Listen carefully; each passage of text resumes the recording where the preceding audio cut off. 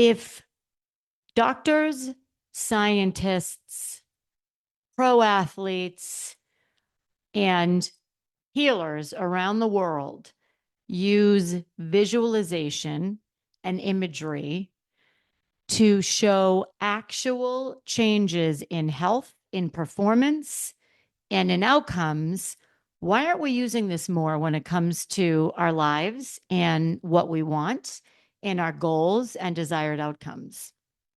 Why aren't we acting as if we've already achieved that outcome, as many patients are advised to do by their doctors, as many athletes are advised to do by their doctors and trainers, and as any performance coach in the world will show empirical data that when you act as if, you are actually impacting the outcome.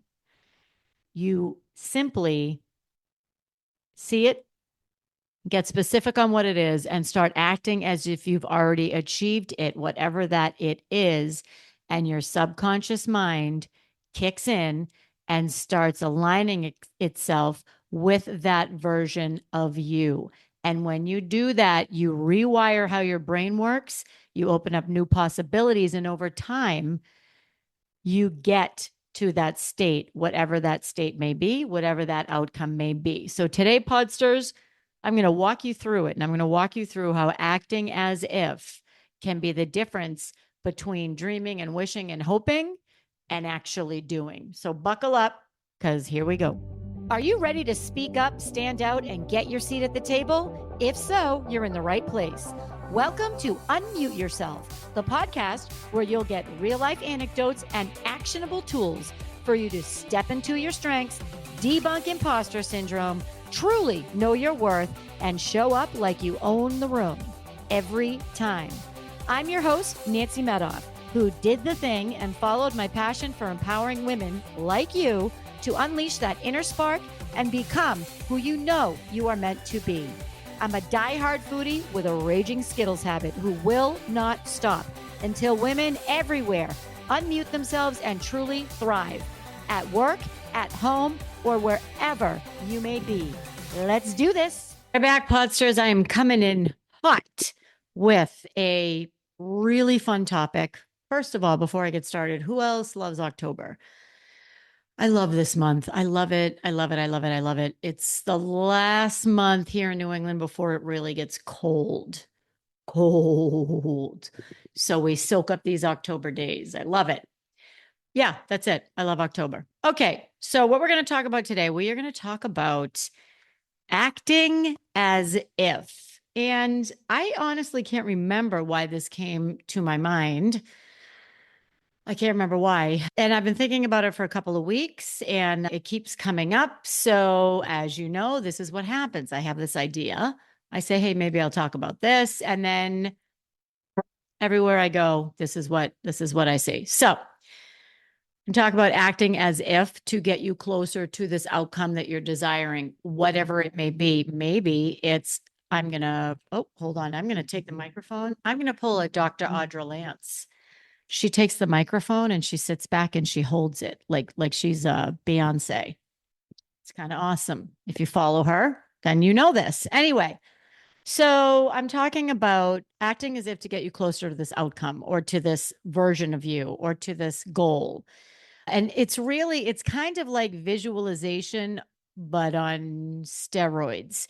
And what makes me think about this is, or what makes this really so important in my life is visualization. We know that visualization is a really powerful tool. We know it's a powerful tool in medicine. We know it's a powerful tool with athletes.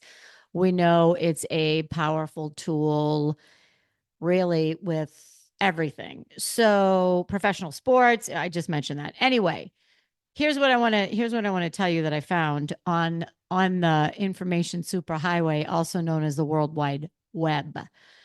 Imagery allows the athlete to sense and see the transformational process of recovery as the body responds via the natural effects of healing. So this imagery helps them visualize the healing, which further promotes the healing. In medicine, this visualization or seeing it helps treat asthma, anxiety, insomnia, and it can help the body's immune response. This is what blows me away. So it helps your body's immune response. Guided imagery may cause changes in heart rate, blood pressure, and breathing. Using imagery has been shown to support disease remission and increase immune response. So we're not going to talk about breathing, blood pressure, or any of this stuff. We're going to talk about if we know that visualization works in science, medicine, science, why then wouldn't we assume that it has the same impact on our daily lives or our goals or who we want to be?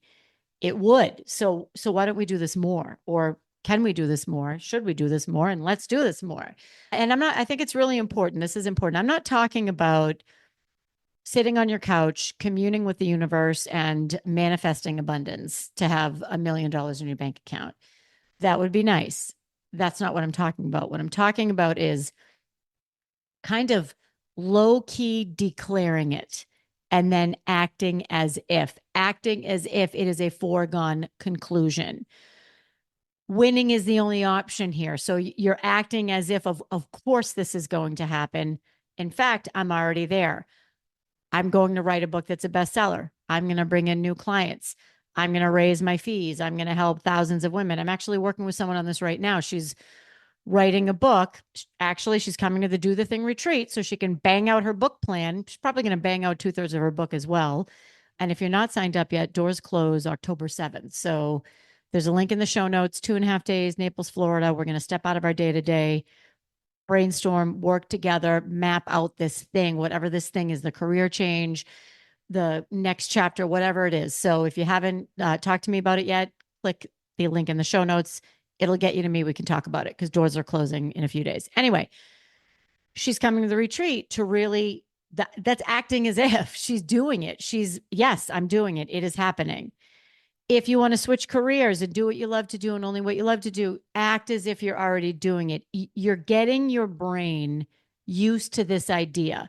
You're getting your brain used to this version of you. And here's an expert opinion, because as we are big believers in your mind and the subconscious mind here on Unmute Yourself, the podcast. So I spoke with our favorite subconscious mind strategist, Brenda Johnston.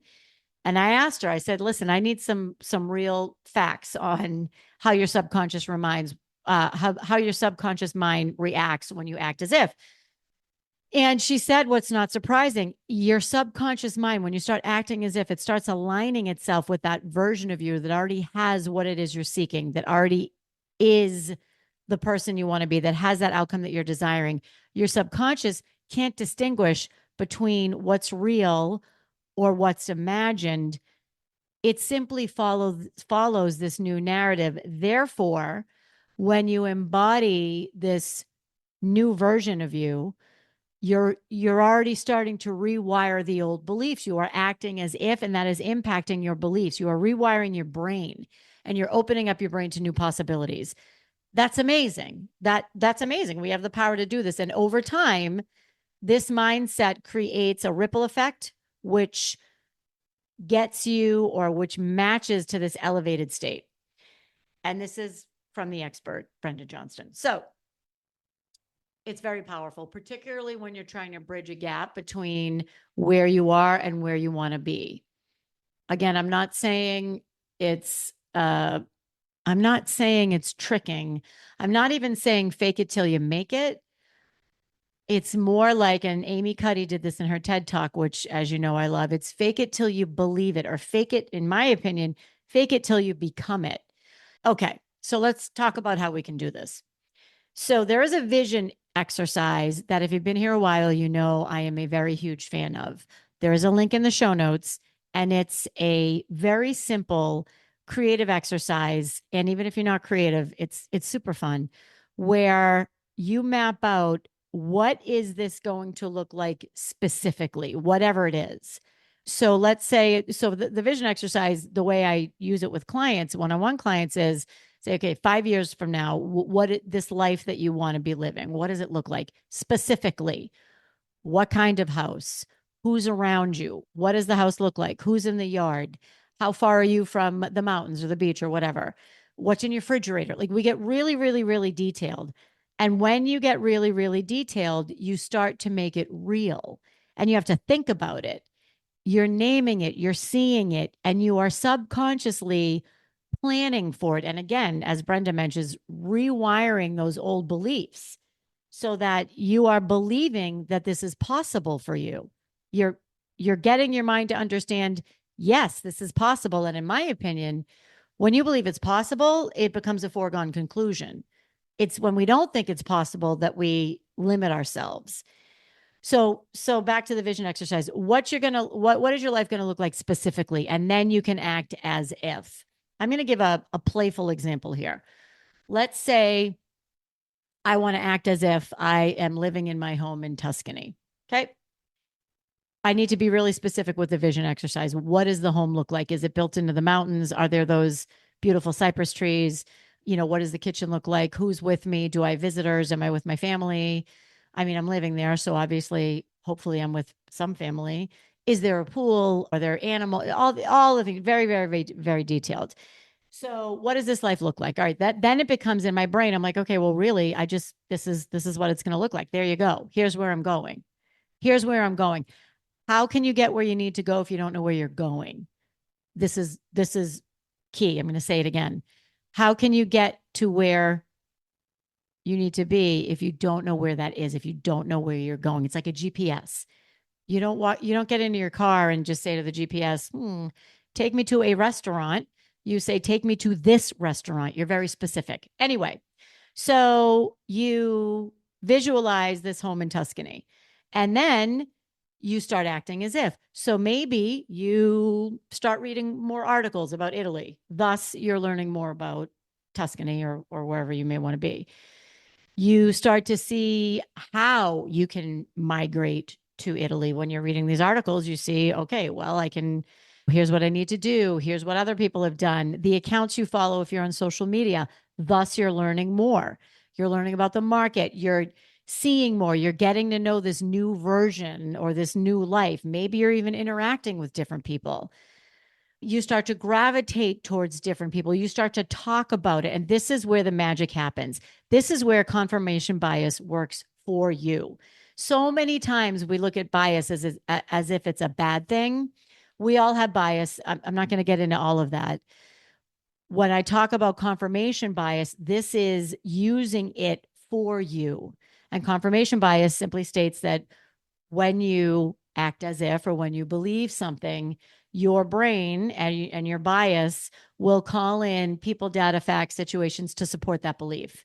So again, acting as if, it triggers the belief that triggers your confirmation bias. Okay.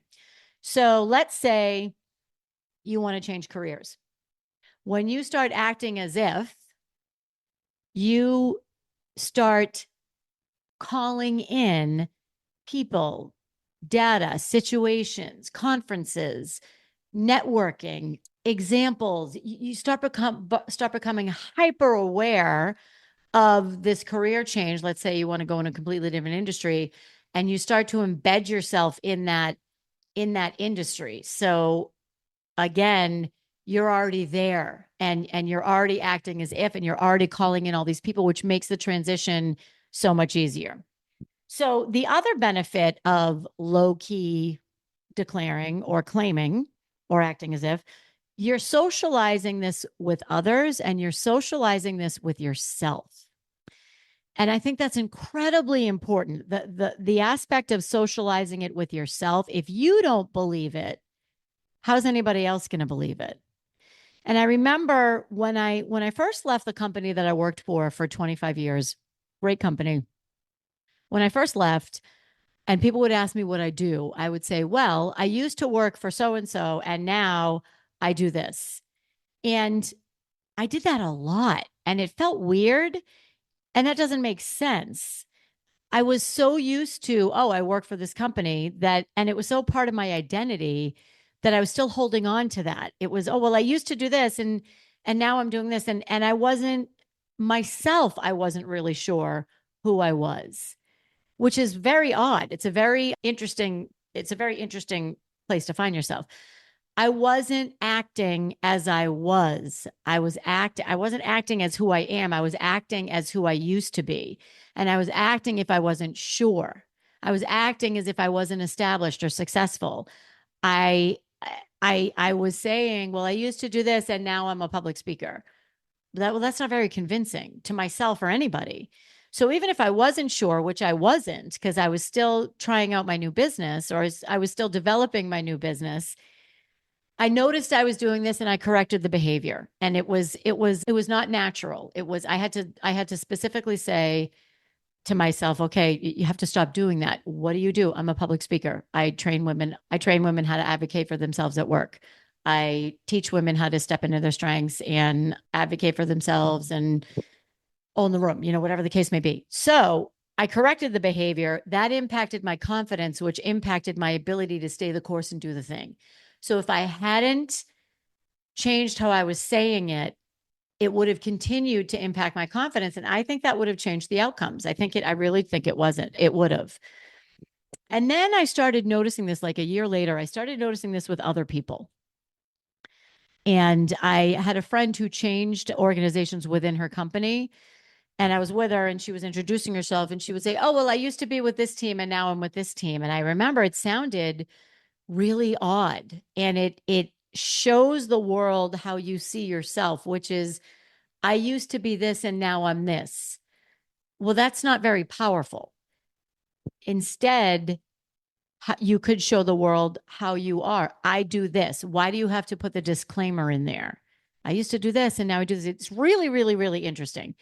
And for those of you who are getting close to retiring, which I know are many people, for those of you whose kids are flying the coop, which I know are many people, and you're stepping into this next chapter, it's very unsettling. And we're going to talk about this and how you can kind of reframe or rephrase how you're describing this chapter of your life. If you see yourself as I used to work for this company, now I'm not really sure what I'm doing, that's all right. And that might be accurate. Is this how you want to see yourself? Or do you want to see yourself as, let's say you're transitioning in between careers. Let's say you're in between jobs. Do you want to see yourself as, well, I used to be in pharmaceutical sales and now I'm looking at, I don't know, uh, public speaking. I'm just throwing that out there. Or do you want to say, when someone says, what do you do? Oh, right now I stepped out of my career so that I could take a break and get myself ready for my next chapter. Boom. Right? Listen to the difference. Well, I used to be in pharmaceutical sales and now I'm figuring out what I want to do.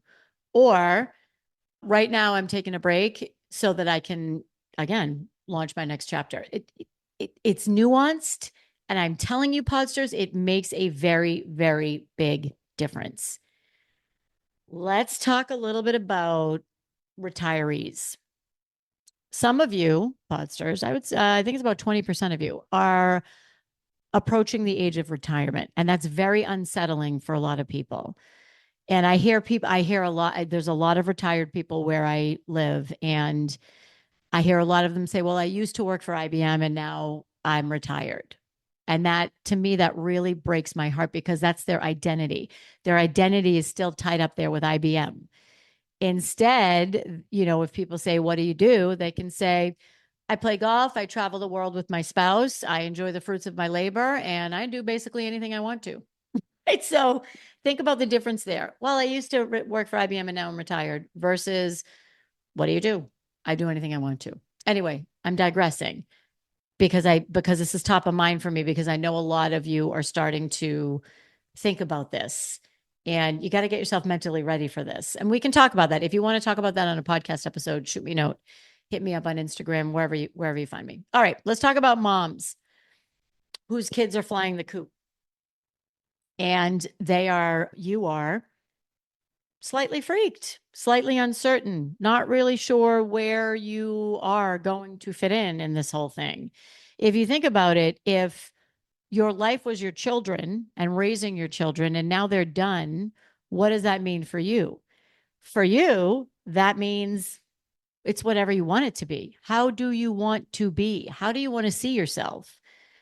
Being unsure is fine. That's natural. And at the same time, After you figure out what's next, you can start acting as if, what's going on with your family? My kids are out of the house. My husband and I are traveling the world, or my kids are out of the house. And now my partner and I, we're slowing down to smell the roses. My kids are out of the house, so I get to pursue my passion for XYZ. I'm working for this startup and enjoying quality time with, my grandkids or whatever the case may be. It could even be my kids are out of the house and I'm looking at my options for my next chapter. What I want to make sure you're not doing is saying my kids are out of the house and I'm not really sure. It's okay to be unsure. I want us all to reframe that and think about my kids are out of the house and now I get to spend time on me because you deserved it and you earn it. And this is a lot of you. This is a lot of you. Those who work for a corporate environment, those who have your own businesses, those who spent your life dedicated to your family. It doesn't matter. If you're a mom and your kids are leaving the house, this is significant. So, what do you want that next chapter to look like? And then you start acting as if. Sometimes I hear people say, if I win or if I get the new job. And in a playful manner, I'll say to them, you mean when? When you win or when you get the new job, when you switch careers, when you launch the podcast, when you speak on big stages. It's subliminal and it's small and it has a significant impact. I don't want to hear if. I mean, there are certain cases where it's appropriate. If you're talking about your desired outcome, there's no if. It is when. It is 100% when. Think back to the subconscious mind. If you're saying if, you're telling your subconscious mind maybe. No, we should be telling our subconscious mind when this happens. Then you bring it along with you and it helps support you in reaffirming that it is possible. That's what we're looking at. I'm going to try versus I'm going to do. So this is the difference. Even the sheer act of, or the mere act of thinking about acting as if, you're getting yourself into that mental headspace so that you are ready for whatever this is that you're the outcome that you're looking for. You're getting it in your head. And I remember I was at a workshop and I think I talked about that. I might have talked about this on the last podcast, the last time I had Brenda on the podcast. And I was talking about how I was going to blow it out. I was going to blow out my business. It was going to be a gangbuster year. And it was. And I was I was using some really powerful words. And Brenda turned to me and she said, well, what happens if you get all this and your subconscious mind, you don't really want it? You realize that you don't really want it. I'm like, what do you mean? And she said, well, you're saying that you're going to do this, you're going to do this, you're going to do the other thing. What if it comes and it's not what you want? And I remember thinking at the time, what? You're nuts.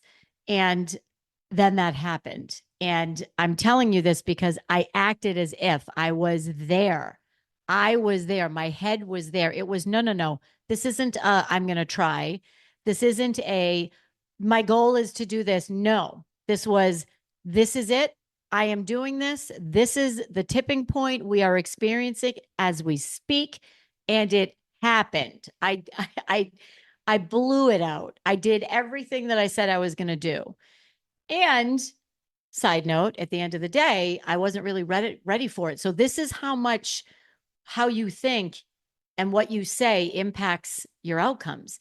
So I said what I said. I did it, and my subconscious mind hadn't caught up.